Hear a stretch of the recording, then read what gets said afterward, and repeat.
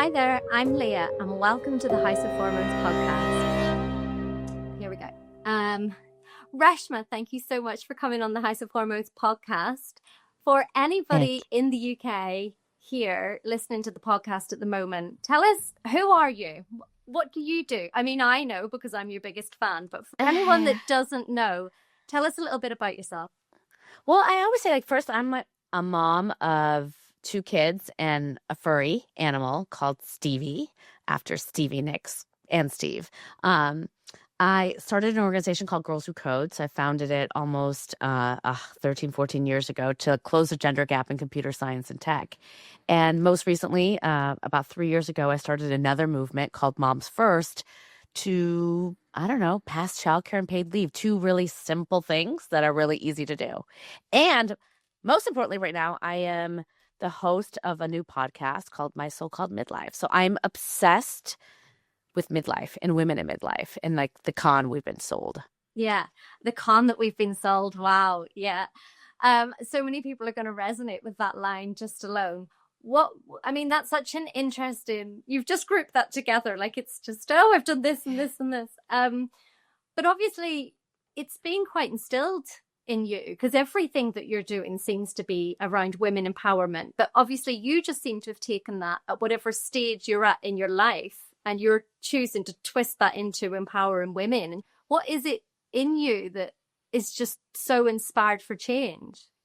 Yeah, I mean, Leah, I've been thinking about that too. I feel like I live out loud.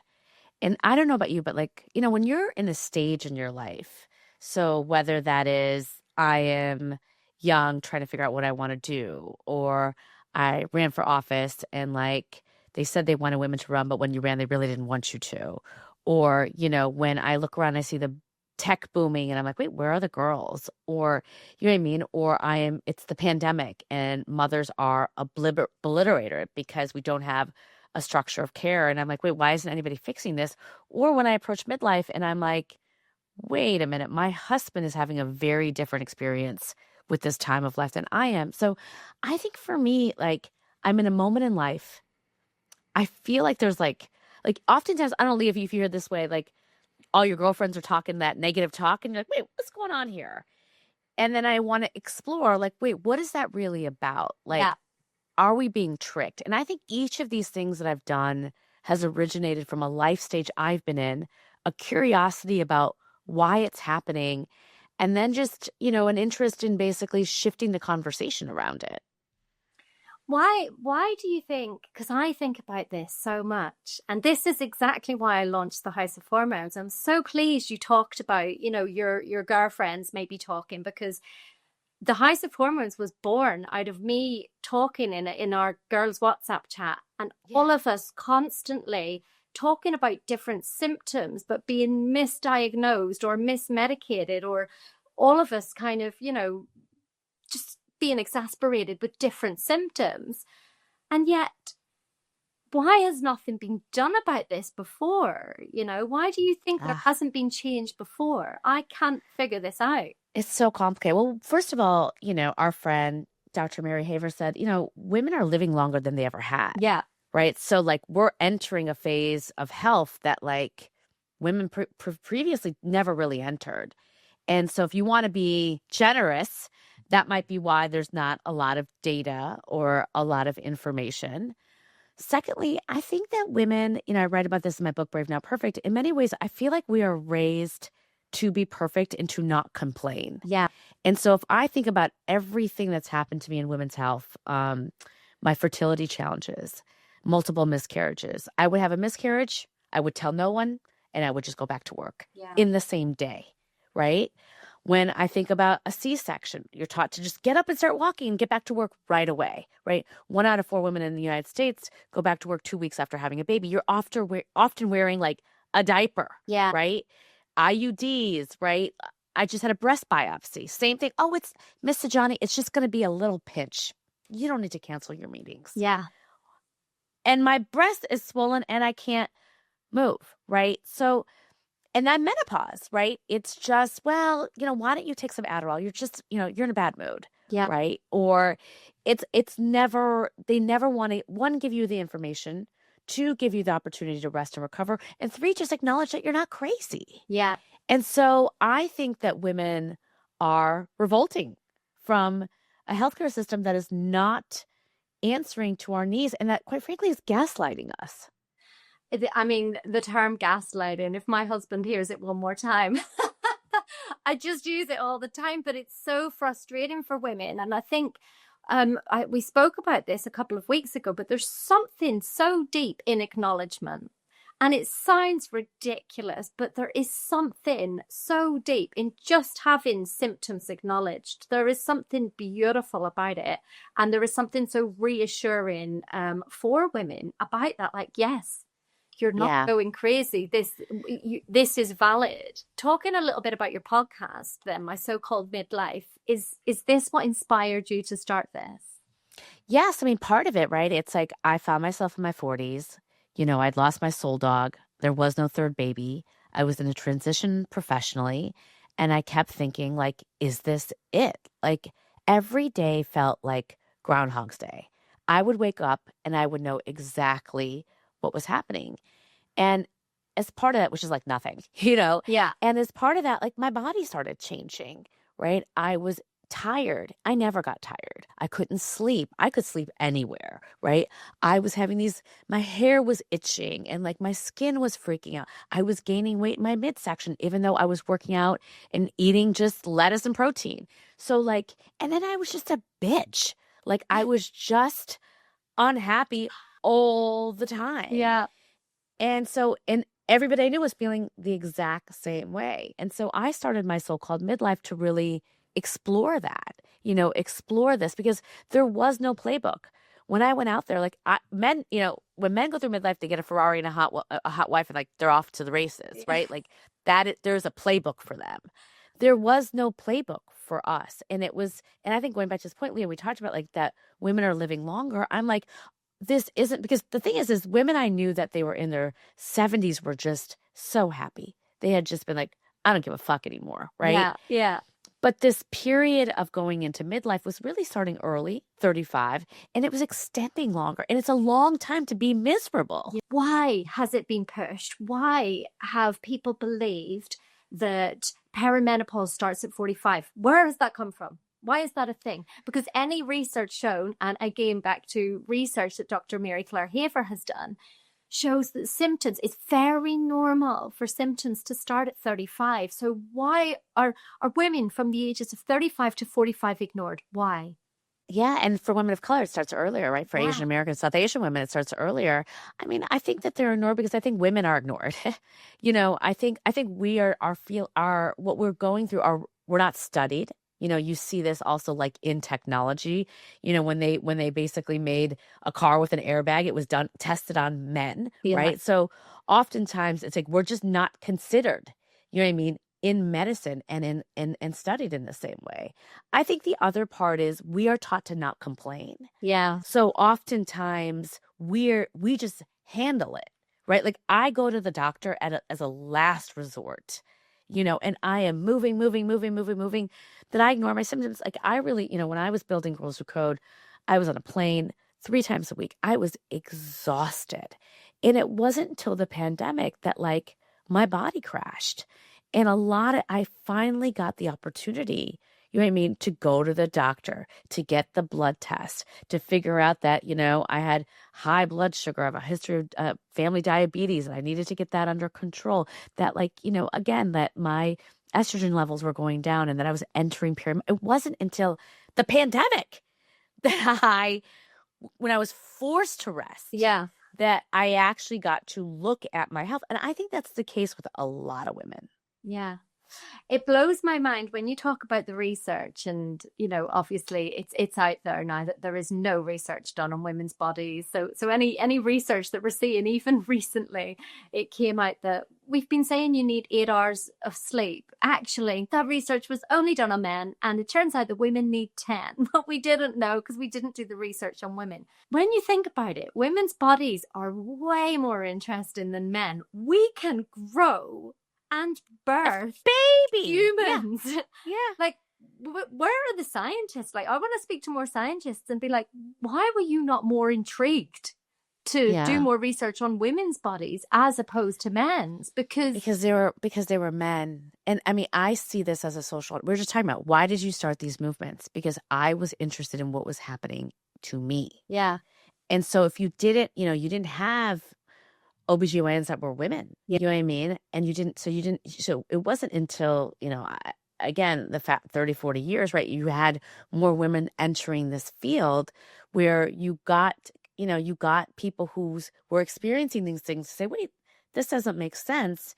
And I mean, if you think about all the women we admire, right? Dr. Kelly Casperson, Dr. Mary Havert, Sharon Osbourne, all of them, you know what I mean, were in medicine. Yeah. And we're having women coming in, asking these questions. They were experiencing it themselves and they said, wait a minute. And they had the knowledge and the education to go look themselves. Yeah. And figure it out themselves. I mean, that's new. Yeah. Right. And so this is why, to me, representation is so important. This is why it's so important, the work I do at Girls Who Code, right, of getting more girls into science, technology, right, and then also teaching women and girls to say what you need, speak for what you want, right, to ask the questions. When I went, I had serial miscarriages, and for so long I would go into the doctor's office and he'd say, well, your eggs are just old. And thank God I had a sister who was an OBGYN. She said, wait, I'm seeing some autoimmune issues in your bloods that don't really make sense, Reshma. I want you to go further. And it's so funny. I am a Harvard educated, I've Yale educated lawyer, master's in public policy. I'm a smart woman.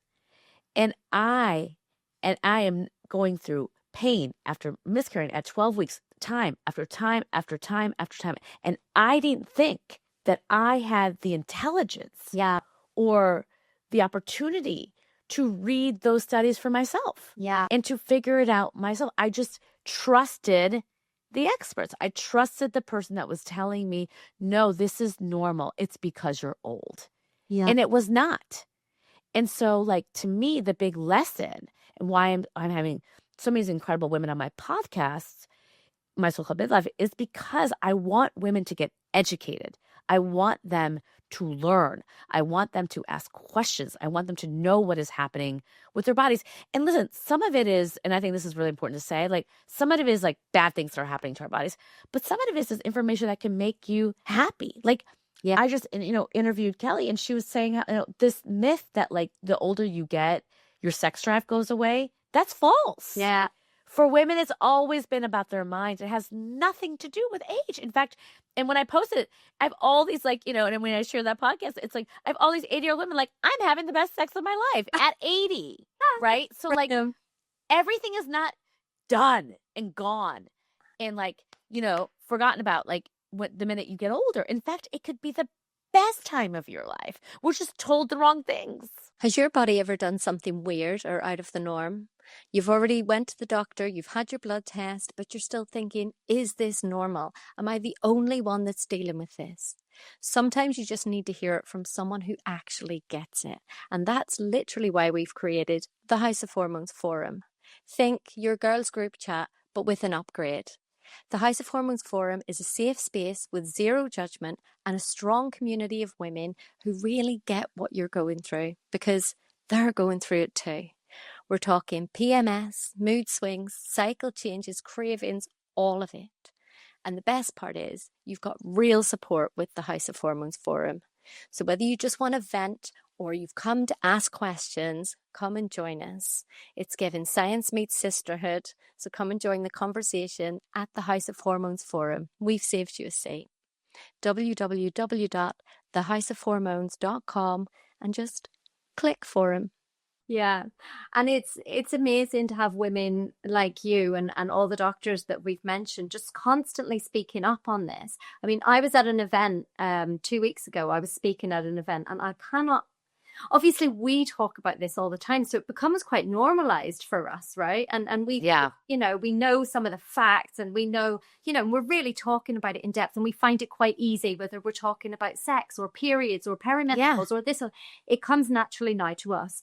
But it really shocked me, again, to be, on the ground at this event. And I had women coming up to me crying after I spoke. And I also had a woman, and I couldn't believe it. She whispered the word period to me. Yeah. Whisper. Yeah.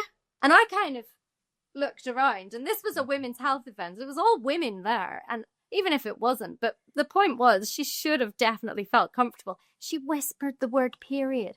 It's true. And it just reminded me why I'm doing what I'm doing, why you're doing what you're doing, because women really do need the education, and They not do. there.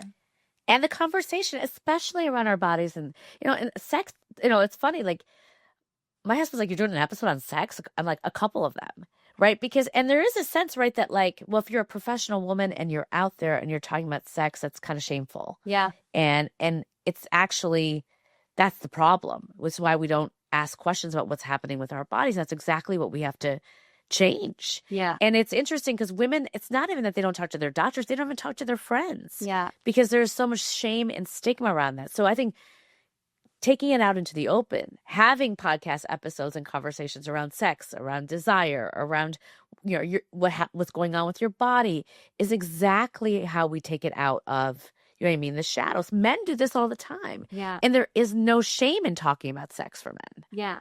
And, speaking of the comparison within men and women, I mean, at the House of Hormones, we're huge fans of trying to bring men into the conversation. Absolutely. And I always say, look, this isn't like women against men. Of course, men don't understand. You don't know what you don't know, right? So they don't know what it's like to have a period. They don't know what it's like to have a cycle. They don't know these things. But let's get them to ask. Let's get them to be brave enough to ask, or let's get them Absolutely to understand. And how do you go about doing that with your husband, with your colleagues, with men in your life? My sons, I have 4 and 9. They know exactly what a period is. Yeah. You know what I mean? Like, exactly. And I talk about it to them. I'll make my husband go buy my pads, you know what I mean?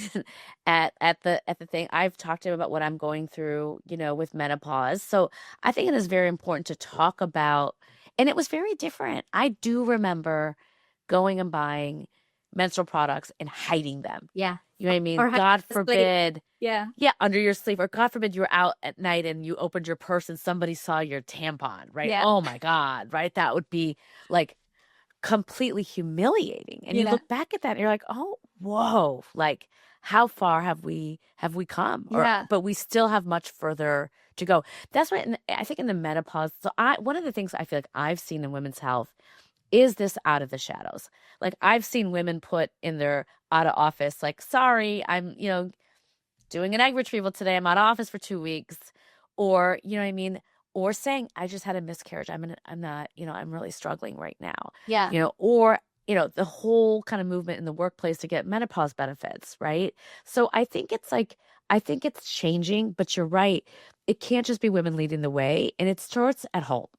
It starts with us talking to our partners about it, and us talking to our sons about it, and us talking to like the men in our lives to take it out of this area that feels embarrassing or shameful into the mainstream. Because really what we're doing right now is shifting culture. Yeah. And I think it's a really smart move for women to pull men in, to encourage them to come in. I think it's like a good chess move, So make them feel wanted. Say, have you got questions? Because maybe they are just scared. Maybe it's not that they're ignorant, or maybe they're just scared to ask, or they just feel like, a bit out of place asking. So maybe it just is better to, come on, pull them in. And like, I'll say to my kids, like, Mommy has a headache, I have my period. Yeah. Normalize it. Yeah. Normalize it. Yeah. Exactly. Yeah. Exactly. I did see a pod you were on recently. I think it was Dr. Kelly Casperson, and you were talking about testosterone. So tell me, so have you just recently started taking testosterone? And we are getting so many questions about this. So I just do want to understand. Yeah, I have. So I could not. So I couldn't take. I couldn't do HRT because I have autoimmune issues. So all the challenges that I had with fertility and miscarriages started popping up when I was going through perimenopause. And so I had a very high risk of blood clots. So my doctors were like, but I'm having, really horrible symptoms, Yeah. right? Of that I needed to do something about. So, my sister who's an OBGYN suggested testosterone. And so I've been taking it and it's been great. Yeah. And it has really just shifted my mood. It's really kind of helped I work out, I do a lot of strength training and Pilates, and it's really helped me with feeling like my bone density, like I don't feel as weak. So, and you should listen to the Kelly Casperson episode on my podcast about like what testosterone is, Yeah. why it has those benefits, how you get it. Because as you know, it's like you can't get it in the US. It's not FDA approved. The product that is in the UK is also a male product, and you can't get it under a normal HRT prescription. Yeah. You actually have to see a specialist, and then it doesn't even fall under HRT. So you have to go such a roundabout way to get it. And you basically almost have to lie and say it's completely about your libido. And that's the only reason you want it, because that's the only reason on their little tick box that they'll give it to you. So if you don't say the word libido, they won't give it to you. We have just understood these as sex hormones, and some are for men and some are for women. And that testosterone is for men and is for libido and is not for women. And even as I've been doing, my podcast, I've learned that, there are a lot of men walking around that have a lot more estrogen than I do at this moment. Yeah. Right. And that actually estrogen for men is connected to their libido. So there's so much we don't know. Now, the question is the FDA should know these things. Yeah. And so why are they making it so damn hard? And Kelly said, there was like a thing that a bunch of people at the FDA were walking around and be like, do we really want a bunch of horny women? You know what I mean? Walking around. So it's about control. It's about not having enough attention or desire to have attention towards women's health. This is why I really do think that we need a revolution. Yeah. And I know in the US, oftentimes we talk a lot about reproductive rights because we've lost ours, but it's the whole package, right? It's the entire package, right? Of again, I think putting an importance on women's health, investing in it, putting money into it, researching, having data, not making it so damn hard for women to access testosterone or, mifepristone. Or even for doctors, in the United States, it's like the reimbursements, for women's surgery is so damn low. So you have a shortage, even these incredible OBGYNs who are providing these services for women, who don't get actually compensated to provide these services for women. They're trying to make a living, right? And so you have a dearth of people that are going into this field. The whole thing's a damn mess. And we have to attack it from every aspect. How did it feel being in the US that day with the abortion laws changing? Devastating. I knew everything changed for women when they took away our reproductive rights. And where we are then to now, you see it.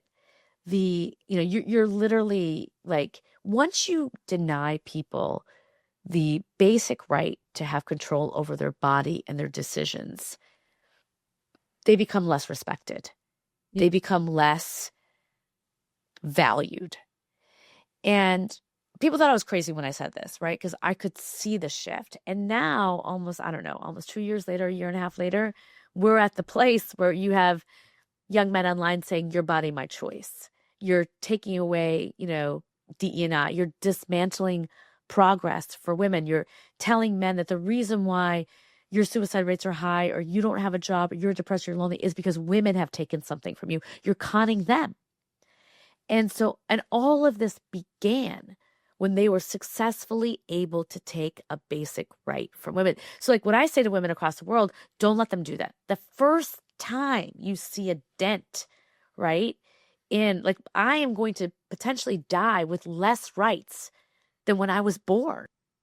I've heard a theory, and I think you're the right person to bring this up with, because obviously you've run for Congress before, and you are quite open and about your political views, and not everybody is, but there seems to, like, can you feel a bit of movement? There is change happening, even though we've just talked about how things have gone backwards, but there does feel like, you spoke about a women's revolution, and there does feel like it's coming. Yeah. And so there was a bit of a theory around, the reproductive rights being taken away, that it's almost a grasp at trying to get back control because they can feel it slipping away. Like to That's me, right. there does feel like there's movement, and men do seem a bit scared. And I want to be like, don't Yeah, be scared, be with us, because it does feel like we're exactly. coming Yeah, with force. exactly. I want to say two things. I think the point is like we've gotten a lot of progress, right? We've moved pretty far. And, in the US, women are like, the most educated are the ones that are graduating from college with greater degrees, right? So there's been a lot of advancement for women, but this has been happening since the 1970s, right? This has been happening for a while. And but when you look at workforces, there hasn't been as much shift. And that's because women become mothers and we don't have the structural stuff, childcare, paid leave is the work I do out of Moms First, to really meet our fullest potential. Yeah. Right. I was, oftentimes people in Washington and Congress see women's work as what we call a hobby job, right? They don't understand that women actually have to work, you know what I mean, to make the lives of their families better, to put food on the table, to pay for the diapers, to pay for the mortgage, to pay for the rent, right? That it's not a hobby job, and so it's a job. And so like that shift culturally hasn't happened and it needs to happen. And I think that there's going to be continued pressure on that. So I think that women feel a little like, oh yeah, y'all gone too far, and so there's a simmering but oftentimes what I tell people, I think the moment that we're in is we are watching and learning and talking. Yeah. I'm on 2 to 3 calls a day. So you don't have to knee jerk into the streets. Sometimes you have to take a step back. So one of the things in my sober reflection of what's happened is we ceded men to them. I do not think that the vast majority of men are toxic. I do not think that the vast majority of men hate women. I do not think the vast majority of men are threatened by us. I think the vast majority of men are like my husband, like my sons. Yeah. They're good, decent. They love us. They want the best for us. They want us to have everything, and they are embarrassed by what is happening. Yeah. But we stopped talking to them, and we stopped bringing them into the fold, and we grouped them all together. And so a lot of the work that I'm doing now is entering that space of building bridges with men, bringing them into our movements, figuring out what I can do to support what they're going through, and recognizing that we are all one, right? And that is really, really, really important. It's the same thing I'm doing with conservative women that I may not agree with on a whole host of things, but there are some things that we do agree with, which is that women should have the freedom to move in and out of the workforce without penalty. And that the vast majority of us do believe that women should have freedom over their bodies and their choices. So there's so much more in common, but it's so easy to just go on IG and just rail on like the craziness and group everybody together and on the outrage politics rather than say, no, actually, what are we going to do to bring people together right now? What are we going to do to not let them dismantle our progress and not let them con, whether it's men, whether it's other women, you know what I mean, into thinking that something has been taken from you and that's the reason, right? While you are feeling loneliness, depression, anxiety, pain. It feels like this again, like there's a bit of people are getting a bit scared at how forward women are coming, and so they're trying to rein them back a little. Right. And we then think we don't deserve it. I talk to thousands of women a week, and I would say, how many, imposter syndrome would always come up. Mr. Johnny, how do I get rid of my imposter syndrome? And I've never really believed in imposter syndrome. I felt imposter syndrome in my life before, which is essentially believing that like I don't belong in the room that I'm in. But by the end of my career, I realized that, wait a minute, I've always been good enough. I've always been qualified enough. And that imposter syndrome is, again, a strategy to keep women back. Yeah. And so when I do a commencement speech every year, and I often give like a seminal talk on something that I've been thinking about. And so, when I researched imposter syndrome, the word came up. Well, the word was first born like in the 1970s, and in the U.S. in the 1970s was like a bellwether time for women's progress. We were entering the workforce. Roe v. Wade had been decided, right? Like Title IX was decided, which meant girls could actually enter sports. So there was this enormous amount of progress that was happening. At that same time, a term comes out in the culture called imposter syndrome. And imposter syndrome, when you hear it, right? And we all know what it means, right? This sense of like, again, I am a fraud. I am in a space where I don't belong. Yeah. And when you hear the word imposter syndrome, it actually sounds like a medical condition. So oftentimes when I talk to women about imposter syndrome, they think it's biological, that it's inevitable. So I started kind of thinking about, well, what are other terms in history that have come up in the culture that have come up at a time where women are making enormous progress and are used as a tactic and a strategy to impede that progress? So again, going back to imposter syndrome, I can't go to a talk or meet with thousands of women and say, how many of you have stopped doing something because of imposter syndrome?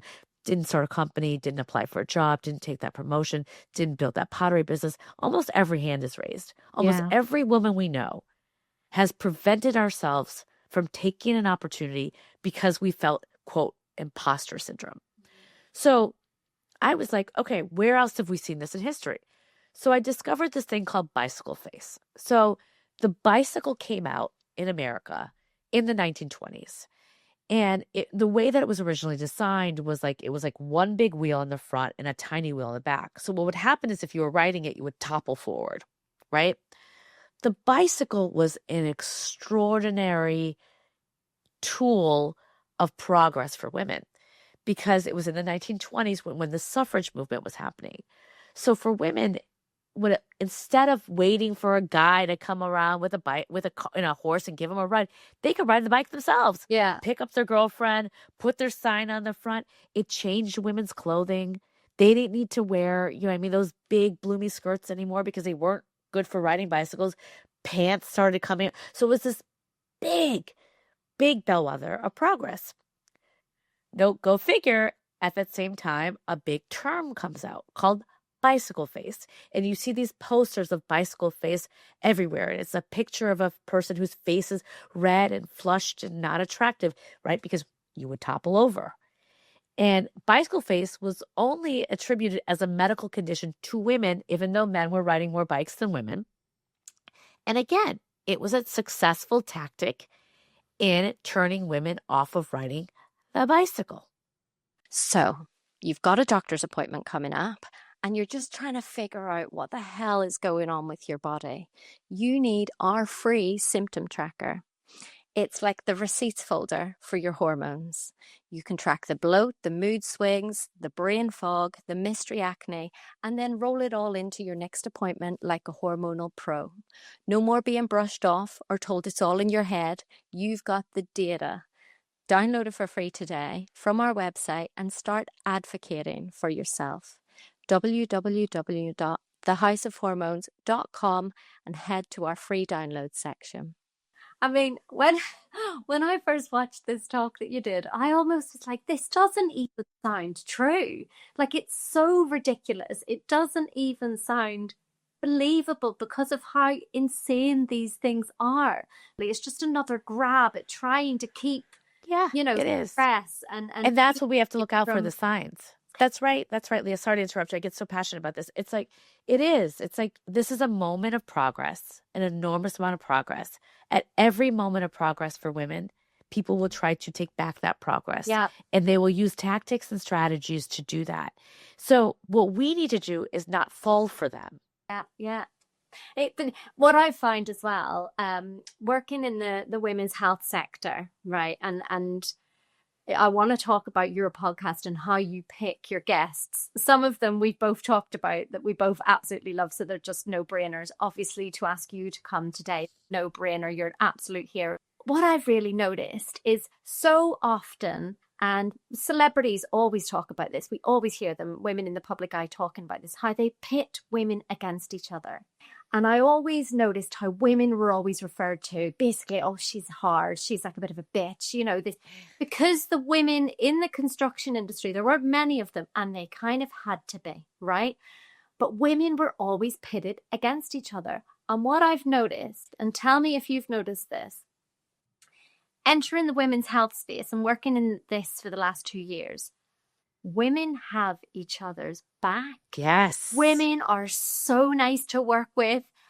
I haven't seen an ounce of this bitchiness that's so represented of women being together and they're so bitchy and catty. I haven't seen any of it. And I see you doing that, and I see doctors that you're working with doing that. And I just wanted to understand if that's right. My experience too. Yeah. Because look, this is, that I see them working together, talking to each other, speaking at each other's podcasts, speaking at each other's conferences, collaborating. It's amazing because, again, I think, Leah, this idea that there's one spot for one of us is a con. Yeah. Like, and if you think about the podcast space, when we launched My So-Called Midlife, it hit to the charts. You know what I mean? Number one, it was beat all the science bros, right? And it was like, I realized like we need a lot more women podcasters. Yeah. And the way to actually build audience is for every top women podcaster to have other women podcasters on their show, right? Yeah. And like there's more than that's what the boys have done. That's what the men have done, right? Huberman invites Rogan and Rogan invites Huberman, and so we have to do the same thing, and we have to realize that we are being tricked into thinking there's only one spot. Yeah. There's only one place. Yeah. There's only one of us, because it's just not true. Yeah. And it's not true. Yeah. And we're tricked into thinking that it's, we're all pitted against each other, when actually, as a community of women, I've never felt anything more uplifting. And how would you advise other women to implement that in their life? But, how to implement that to really share that? Well, I think when you find one, I think you have to, so I often say to people, when you feel like you're not abundant, I want you to go there and ask yourself, what's that about? Because oftentimes it's about regret and envy. Yeah. Right? It's about regret and envy. Men don't have as much regret because they get to do everything they want to do. Yeah. And so sit there and then realize where because you have to unwind that, and then secondly, I think just look for every opportunity to be generous. Yeah. With your context and with your opportunities. Like, if I'm stepping off of CEO of Girls Who Code, I'm giving that to another woman. Yeah. At Moms First, I'm training 2 other women. You know what I mean? I am constantly looking about how do I unseat my power and give it to somebody else. And we should all be doing that, in every opportunity that we have. And we need to catch ourselves on the negatives, the self-talk that we do, or the bitching we do about one another. Yeah. Like what someone always said to a friend of mine who told me, she was like, the reason why women in America don't actually have equal rights is you don't have solidarity. And I think that's absolutely right. We will continue to be oppressed if we do not find solidarity. 100%. And that's the thing that I think in the women's health sector, that's what we're getting so right, because I feel it. I feel all of us coming together, whether it's US, UK. I feel that we all get that. And so we just need all other women to understand, actually, we are so much stronger together. What role do you believe community kind of plays in the conversation of inspiring women and empowering women during midlife? It's huge. I mean, the community that we've built at My So-Called Midlife is incredible, right? Because if you go on our Instagram or LinkedIn, it's just people are just honest and they're sharing their feelings. They're talking about what they're experiencing. They're getting knowledge and information. They want to not feel crazy. They want to feel seen. Yeah. And again, the reason why I focused on midlife and launched this podcast is because I think midlife is the next con. I think like this is the moment where I don't know if you feel this way, but I'm like, well, this is it. Like all my best years are behind me. I should just watch Netflix all day long. And that's a con. That's a trick, right? If we told women, no, this period of your life is the best period of your life. Yes. The best period of your life. Think about what we would do, build, see, feel. We would solve all the things. So that's my hustle. That's my job, is for people to come on and not and tell me how to not feel like how I feel. So it's what's so interesting is every guest comes on and is like, I'm crushing midlife. Yeah. Because I just started running, or I got, I'm the best comedic I've ever been because I started writing down 1 joke a day, or I'm taking testosterone and having the best sex of my life, or I've been dealing with anxiety and depression and now I'm taking MDMA and it's amazing, right? So it's like, it is like all of this. So like going back to like, how do you pick your guest? It's like, I want knowledge and information about the things that I know I'm curious about, my friends are curious about, to have the best time of my life right now. I'm 40 now, so I'm entering. And my favorite thing is the boundaries, like, and just having the balls to Yeah. be like, no. No. Whereas before, like if you're gonna say to a younger person or even to my younger self, like, you have no idea how much fun this is gonna be. Like, and you don't care. Like, there's no, oh, I feel really No. guilty that I did. No, I don't feel Nope. guilty. The boundaries, the power that boundaries hold. No. Who knew? And what do you discover about yourself? Like, I realized, even though I seem like I'm an extrovert, I'm an introvert. Oh, So every night I would say yes to that cocktail party, that event, that thing. I never wanted to go. I would go, leave early, be miserable.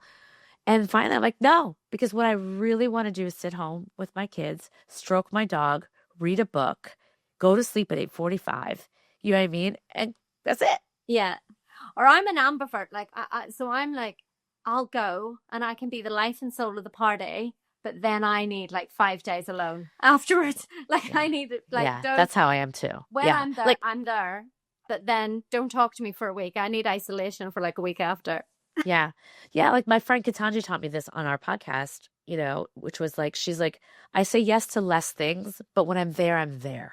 But there's something actually, and I actually learned this from my husband because I find it fascinating what he does. No one has high expectations of him. He really manages people's expectations. He doesn't reply to text messages. He doesn't. So the bar is really low. So no one's expecting. Whereas I would reply in seconds. All right. Me too. Yeah. So even if it was, to parents or, they would always expect me, or they would expect me to send pictures of the children, or me to, and I grew up with 3 brothers. So I was always used to being in every aspect the high performer. If it was organizing the birthday presents, even the smallest things. And so now I've just taken my bar from here to here. I still got more work. And nothing bad has happened. The world hasn't collapsed. It's all okay. But nobody expects me to do everything anymore. I really, I got more work to do on that. Like, I would love on our next vacation just to get in the car and then be able to, where are the kids' bags? I don't know. Yeah. Did you pack them? But how do you balance your personal commitments with your personal growth and your self-care? Because obviously you've spoken about different symptoms that you've had, and you've got your 2 boys and your husband. How are you doing it all? Because it is a lot. And so for women that are feeling, like we're talking about all this empowerment, and it's great, but it can be a lot. Have you been feeling like your hormones are running the show? Been there? Same. Our ebook is your no BS glow up guide to hormonal health. We're talking facts, expert advice, and real life hacks, all in one gorgeously written download.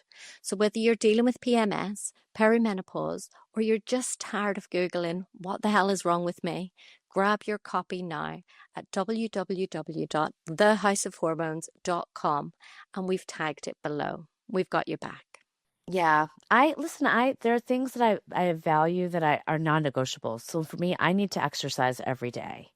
And it is the thing I put on my calendar, and I don't schedule a meeting until after that is done. Yeah. And everybody knows, right? And so it is, again, non-negotiable. I've been doing, for me, I have, 2 coaches that I spend time with. One's a professional one, one's a spiritual coach, because I really wanted to understand my demons. Yeah. I wanted to understand my flaws. I want to unlock the things that were keeping me in many ways from my fullest potential. And often that's the trauma that we hold. Yeah. Right. And so creating space for that was really important. And look, and sometimes when you do those things, that takes away from the social life and the dinner and all the other things. Like, something has to give. You only have a certain amount of hours in a day. The other thing is, like, I love my kids. I love being with them. Not all the time, but I love them around me.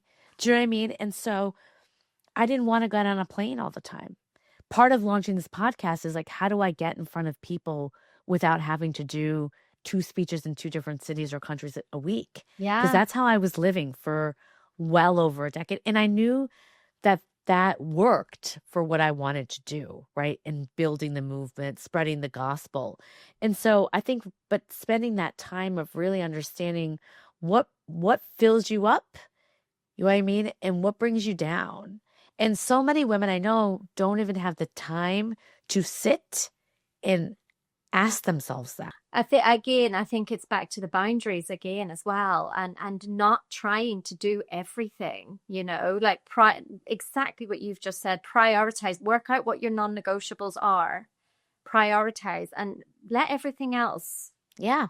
go. And it's also like there's something seasons. Like my sister right now, she's a doctor. She wants to travel everywhere and go everywhere and da-da-da. And I'm like, that's amazing for you, right? So Yeah. it's like sometimes you're in I want to nest and hibernate. And sometimes you're in like, I just want to go get it. Yeah. And I think it's all also about seasons. It doesn't mean that you and I may feel this way for the next 10 years. It may be a phase. Yeah, 100%. So what is next? Looking ahead, what is happening with my so-called midlife? What are the goals of the podcast?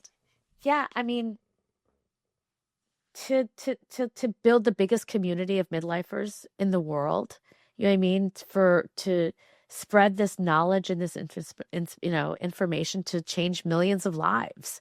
I mean, that's what I want to do. Like all of the things I do are all connected around women and around girls and around making their lives better and reaching their fullest potential. And for me, sharing the knowledge or the wisdom that I gain for others, like that's what I'm put on this earth to do.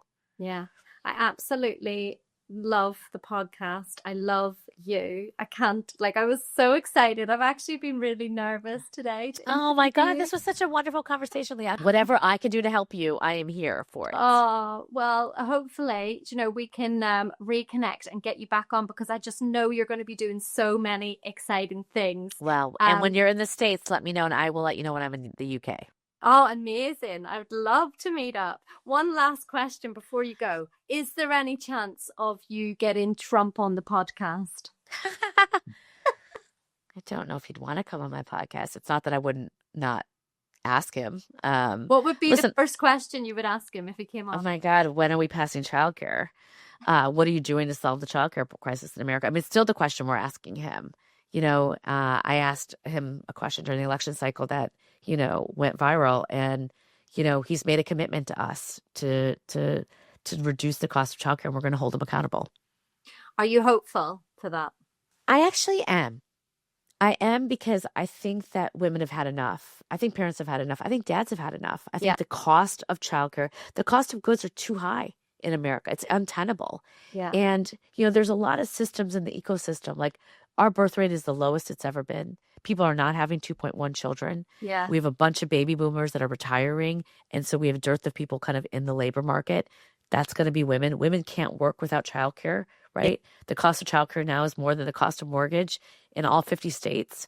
So it's a crisis. Yeah. And it is the most important economic crisis our country is facing right now. I just love the work that you're doing. I'm always so inspired by everything that you do. And I urge all of our listeners here in the UK to head over first to your Instagram and check out some of the amazing talks that you've done and some of the amazing clips from your podcast, My So-Called Midlife. But I'm just your biggest fan, and thank you, Leah. Thank you for having me. Way. Thank you so much. I'm going to be supporting you too. Thank you so much. If you enjoyed this episode today, don't forget to like and subscribe to the House of Hormones podcast. Your support really does help us reach more people and spread the word about women's health. If you want to stay connected, follow us on our social media. And here's something really important. We're on a mission to secure more funding for women's health initiatives. Sign our government petition today and help us amplify our voices for better healthcare resources and support. Together, we can make a difference. Thank you for being part of our journey. We can't wait to see you in the next episode.